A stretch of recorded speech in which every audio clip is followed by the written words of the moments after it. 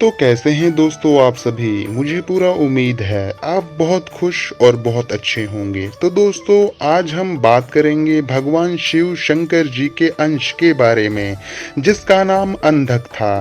तो दोस्तों हम आज के एपिसोड में जानेंगे कैसे अंधक का जन्म हुआ, क्या कहानी है इसके पीछे। तो चलते हैं वीडियो की तरफ और बने रहिए मेरे साथ आखिरी तक। प्राचीन काल से ही काशी शिव क्रीड़ा का केंद्र रहा है। एक बार भगवान शिव माता पार्वती सहित काशी पधारे।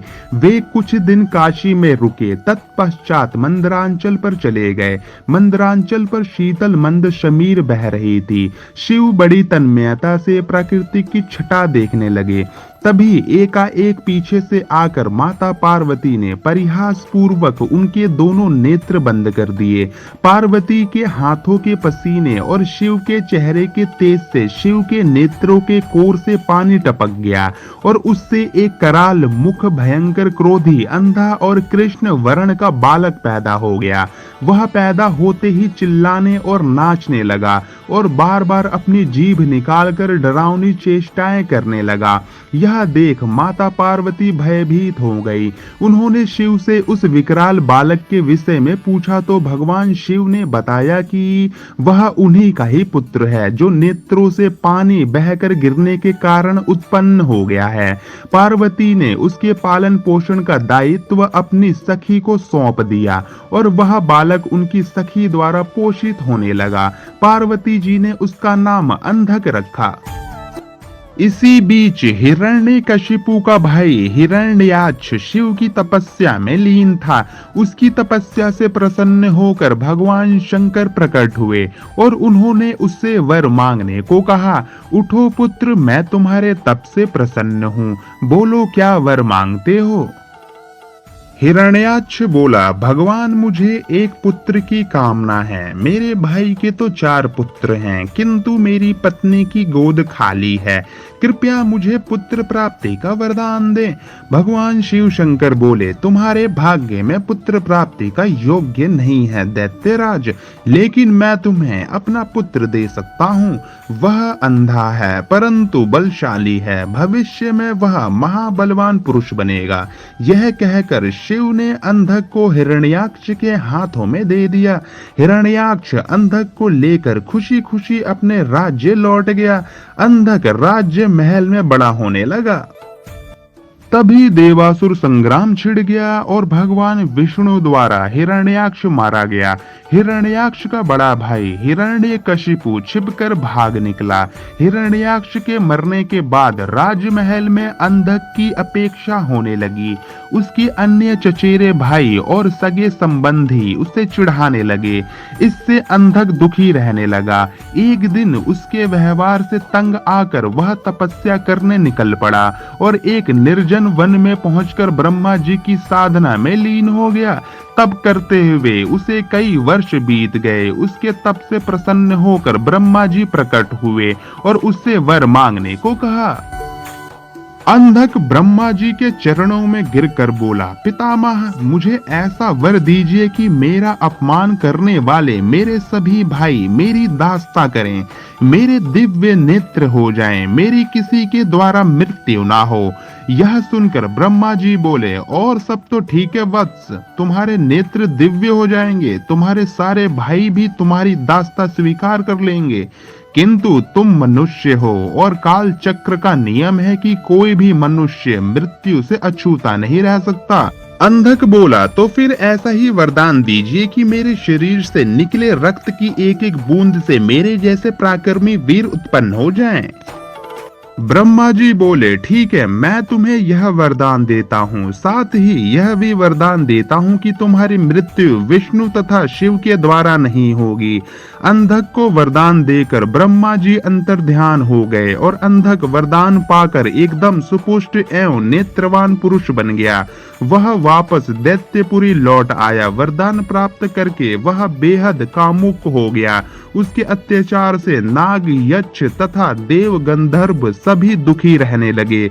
वे सब ब्रह्मा जी की शरण में पहुंचे, किंतु ब्रह्मा जी उन्हें कोई आश्वासन नहीं दे सके, क्योंकि अंधकासुर उन्हीं के वरदान स्वरूप तो यह उत्पात मचाए हुआ था। आखिरकार निराश होकर सब लोग शिव के पास पहुंचे और उन्होंने अंधकासुर के अत्याचारों के बारे में अवगत किया। शिव ने उन्हें आश्वस्त किया। आश्वस्त होकर वे अपने स्थान को लौट गए। भगवान शिव माता पार्वती मंदरांचल पर्वत पर ठहरे हुए थे। तभी एक बार अंधक अपनी सेना के साथ मंदरांचल पर पहुंचा। पर्वत की सुरम्यता देखकर वह विभोर हो उठा। उसने सोचा, कितना सुंदर स्थान है, क्यों ना यहाँ अपने लिए एक स्थानीय नगर का निर्माण करा दिया जाए। यह सोचकर उसने अपने एक सेवक को आदेश दिया, तुम कोई उचित स्थान तलाश करो जहां हमारे लिए एक शानदार महल बन सके। आज्ञा पाकर सेवक उचित स्थान की खोज में निकल पड़ा। कुछ दूर जाने पर उसे एक जटाधारी पुरुष तप करता दिखाई दिया। उसके समीप ही एक सुंदर स्त्री बैठी हुई थी। उसने सोचा, वाह क्या सुंदरी है, लेकिन यह इस तपस्वी के पास क्या कर रही है? इसे तो राजमहल की शोभा होना चाहिए, चलकर महाराज को सूचित करूं। यह सोचकर वह वापस लौट आया और अंधक को सारा वृत्तांत कह सुनाया। सुनकर अंधक बोला, फिर से जाओ और उस सुंदरी को उठाकर मेरे पास ले आओ और उसे साथ के तपस्वी को बोल देना कि मैं दैत्यराज अंधक का दूत हूँ और उनके लिए इस सुंदरी को ले जाना चाहता हूँ। दूत पुनः उसी स्थान पर जा पहुंचा। तब तक शिव भजन पूजा से निर्वृत्त हो चुके थे। उसने अपने स्वामी अंधक का आदेश उन्हें कह सुनाया। सुनकर शिव ने उससे कहा, जाओ अपने महाराज से कह देना कि किसी की पत्नी पर कुदृष्टि डालना बहुत ही अनुचित कार्य होता है। यह सुनकर दूत वापस लौट आया। उसने अंधक को शिव द्वारा दिया गया उत्तर सुना दिया। सुनकर अंधक गुस्से से आग बबूला हो उठा। वह अपनी सेना की एक टुकड़ी लेकर शिव पर टूट पड़ा, लेकिन शिव के गण वीरभद्र ने उन्हें मारकर भगा दिया। अंधक के सेनापति नील ने मायावी हाथी का वेश धारण किया और वह शिव गणों की ओर लपका। यह देख वीरभद्र ने तुरंत सिंह का वेश धारण कर लिया और नील का वध कर डाला। दूसरी ओर नंदी अंधक से युद्ध कर रहा था। उसने इतने प्रबल वेग से आक्रमण किया कि अंधक को जान बचाने के अलावा और कुछ न सूझ सका और वह अपनी सेना सहित भाग गया। अंधक के पराजित होकर भागने के पश्चात शिव पशुपति नामक व्रत करने लगे। पार्वती को उन्होंने मंदिरांचल स्थित देवी मंदिर में भेज दिया और शिव के गण देवी के मंदिर पर पहरा देने लगे। अंधक अपनी पराजय को ना भूल सका। उसने पुनः सेना एकत्रित की और हमला कर दिया। घनघोर युद्ध छिड़ गया। अंधक ने नंदीश्वर को मूर्छित कर दिया। देव ऋषि नारद मुनि द्वारा यह समाचार विष्णु तक पहुंचाया गया। इंद्र आदि को भी यह संदेश भेजा गया। देखते ही देखते देवों की एक विशाल सेना मंदरांचल पर आ जुटी। देवों और दैत्यों में भयानक युद्ध छिड़ गया, लेकिन दैत्यों की प्रबल मार के आगे देवताओं की हार होने लगी। उनके पैर उखड़ने लगे। अंधक ने एक बार फिर शिव के पास संदेश भिजवाया कि उस स्त्री को मुझे सौंप दो और अपनी जान बचा लो, अन्यथा शीघ्र ही अन्य देवों के साथ साथ तुम्हें भी यमलोक पहुंचना पड़ेगा। यह सुनकर शिव के नेत्र जल उठे। उन्होंने हुंकार भरते हुए अपना त्रिशूल उठाया। तभी घबराया हुआ नंदी वहां पहुंचा और शिव शंकर से बोला, हे प्रभु, दैत्य सेना बहुत ही प्रबल है। हमारे समस्त गण मारे गए हैं। देवता मैदान छोड़कर भाग निकले हैं। मैं किसी तरह जान बचाकर आया हूँ। शिव बोले, धैर्य रखो नंदेश्वर, अब उस दैत्य का अंत समय आ पहुंचा है। मैं स्वयं युद्ध भूमि में चलता हूँ। यह कहकर शिव युद्ध भूमि में पहुंचे और अंधक से भिड़ गए। भयानक युद्ध छिड़ गया। भगवान शिव लगातार अंधक के बाणों से अपना बचाव करते हुए त्रिशूल से प्रहार करते रहे, किंतु उनका हर प्रयत्न विफल हो रहा था। जैसे ही अंधक का कोई अंग घायल होता, उससे रक्त निकलता और उस रक्त से उस जैसे ही अनेक दैत्य पैदा हो जाते थे। उधर शुक्राचार्य अपनी संजीवनी विद्या के बल पर मरे हुए दैत्यों को पुनः जीवित कर देते थे।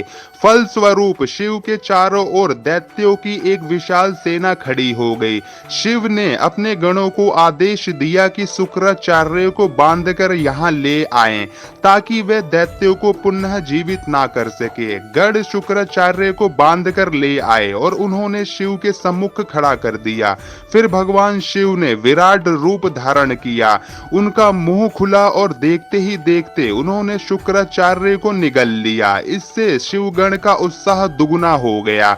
उन्होंने दुगनी जोश से दैत्यों का संहार करना आरंभ कर दिया। दैत्य सेना में भगदड़ मच गई और शीघ्र ही सारी सेना मैदान छोड़कर भाग निकली। अकेला अंधक भगवान शिव के सम्मुख डटा रहा। शिव और अंधक में भयानक युद्ध छिड़ गया। अंधक को अपने ऊपर भारी पड़ता देख भगवान शिव ने अपने मुख से एक महाज्वाला उत्पन्न किया। वह योगेश्वरी थी। माता महाकाली ने रक्तपान करना आरंभ कर दिया।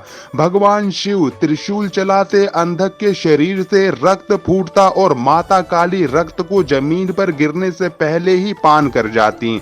इससे अंधक बलहीन हो गया। उसके कदम उखड़ने लगे। भगवान शिव ने उसके हृदय को निशाना बनाकर त्रिशूल चलाया और अंधक का हृदय वेध दिया। साथ ही उसे त्रिशूल के ऊपर टांग दिया। अंधक के गिरते रक्त को नीचे खड़ी काली सहित सभी योगिनियां जमीन पर गिरने से पहले ही अपने विशाल मुख में लुप्त करने लगीं। फिर युद्ध शांत हो गया, लेकिन ब्रह्मा जी के वरदान स्वरूप अंधक नहीं मर सका। वह त्रिशूल पर टंगा टंगा ही शिव का जाप करता हुआ अपनी भूल का पश्चाताप करने लगा। दयालु शिव उसके जाप से प्रसन्न हुए और उसे त्रिशूल से नीचे उतारा और वर मांगने को कहा। अंधक ने शिव के चरणों में प्रणाम करके कहा, भगवान मुझे क्षमा करें, मुझसे बहुत बड़ा अपराध हो गया था। मैंने माता पार्वती पर कुदृष्टि डाली थी। अब से मैं आपकी सेवा में रहूंगा और कभी भी अपने अंदर दैत्य भाव जागृत ना होने दूंगा, ना ही देव विरोधी कार्य करूंगा। प्रभु, मैं चाहता हूं कि मुझे दिव्य दृष्टि प्राप्त हो जाए। आज से मैं हर समय आपकी सेवा में दास की तरह उपस्थित रहूं। मेरे समस्त विकार धुल जाएं। तथास्तु कहकर भगवान शिव शंकर अंतर्ध्यान हो गए। त्रिपुरारी रुद्र की कृपा से भूमंडल पर एक बार फिर से धर्म ध्वजा फहराने लगी। एक बार फिर वैदिक धर्म का पालन होने लगा। जगह जगह यज्ञ हवन होने लगे। वातावरण में फिर से मंत्र गूंजने लगे। तो दोस्तों, यह थी अंधक की कहानी। ऐसे ही रोचक और रहस्यमयी कहानियों को जानने के लिए और सुनने के लिए मेरे चैनल को सब्सक्राइब कर दीजिए और अपना ख्याल रखिए। जब तक के लिए धन्यवाद।